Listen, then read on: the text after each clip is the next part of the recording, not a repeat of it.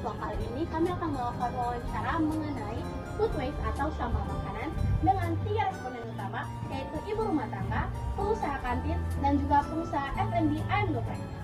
Nah, wawancara kami memiliki 3 tujuan utama, yaitu yang pertama yaitu untuk mengetahui jumlah dan jenis makanan yang sering tersedia dalam rumah tangga, usaha kantin, dan usaha F&B.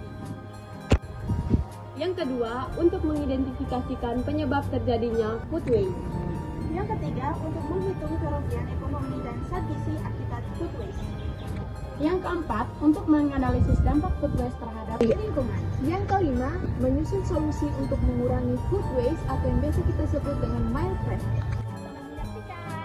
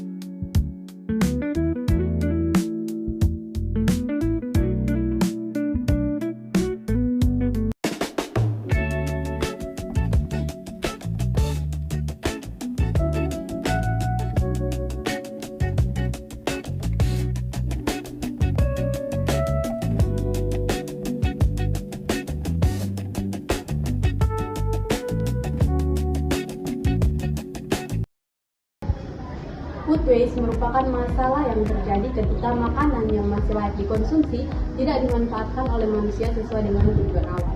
Nah, meskipun sisa makanan dimanfaatkan sebagai pakan ternak, kondisi tersebut tetap dapat dikategorikan sebagai food waste. Karena apa? Karena nilai ekonomi dan juga nilai gizi untuk manusia itu telah hilang. Adapun beberapa penyebab terjadinya food waste. Yang pertama ada produksi makanan berlebihan, di mana jumlah makanan yang dibuat itu lebih banyak daripada yang dibutuhkan atau dibeli konsumen. Yang kedua ada perencanaan yang kurang tepat, di mana perkiraan jumlah pembeli atau kebutuhan makanan tidak sesuai dengan yang sebenarnya. Yang ketiga ada penyimpanan yang tidak baik, di mana penyimpanan yang tidak baik ini dapat membuat makanan menjadi rusak, basi, atau tidak layak untuk dikonsumsi oleh manusia. Yang keempat ada kurangnya variasi menu makanan, di mana menu yang kurang beragam itu dapat mengurangi minat konsumen sehingga makanan yang disediakan itu tidak habis terjual.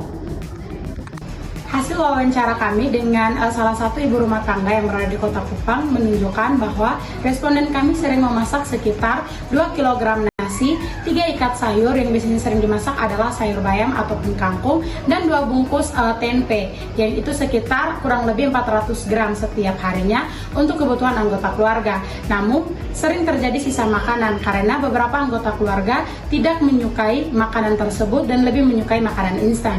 Nah, sisa makanan tersebut biasanya diberikan kepada hewan peliharaan seperti babi.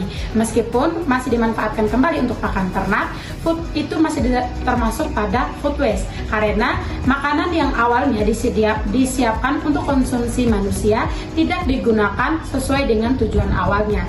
Nah, akibat dari sisa makanan tersebut diperkirakan terdapat beberapa zat gizi yang terbuang, yaitu sekitar 200 gram karbohidrat, 64 gram protein, dan 20 gram lemak. Selain itu, responden juga memiliki kerugian ekonomi sekitar kurang lebih Rp23.000 per harinya.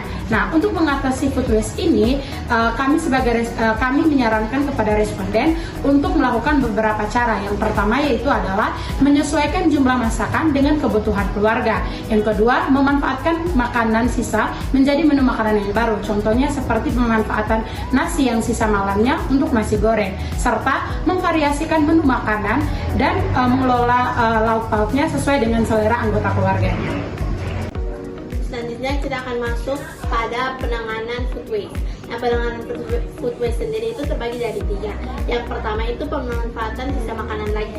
Jadi makanan-makanan yang sudah tersisa seperti contohnya nasi bisa kita ubah lagi menjadi nasi goreng dan bisa dikonsumsi habis sehingga tidak terjadi food waste.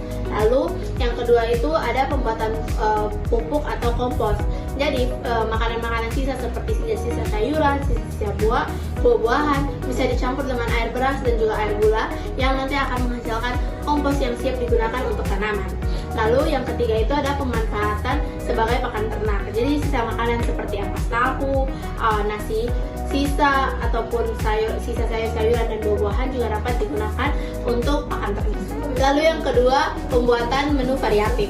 Jadi pembuatan menu variatif juga dapat mencegah terjadinya food waste karena anak-anak ataupun yang akan mengonsumsinya itu tidak bosan dengan menu yang itu saja. Lalu yang ketiga, ada penyimpanan makanan dengan benar. Jadi setiap makanan itu memiliki suhu ideal dalam menyimpan makanan tersebut. Nah, contohnya itu seperti daging. Daging itu suhu idealnya itu berada pada minus 18 derajat Celcius atau lebih dingin lagi. Nah, biasanya daging disimpan di freezer. Lalu ada juga kentang. Nah, kentang sendiri suhu idealnya itu ada pada 10 sampai 20 derajat Celcius yang dimana bisa disimpan di suhu ruang yang terhindar dari cahaya matahari ataupun panas kompor. Lalu yang terakhir itu ada metode FIFO atau first in, first out. Jadi saat kita membeli makanan yang sudah kita pakai olah, sisanya itu kita harus habiskan terlebih dahulu sebelum kita membeli bahan makanan baru. Contohnya seperti masih ada 3 tomat lama di kulkas, namun kita sudah membeli tomat baru. Nah, sebelum kita menggunakan tomat baru itu, kita harus menghabiskan terlebih dahulu 3 tomat yang lama itu.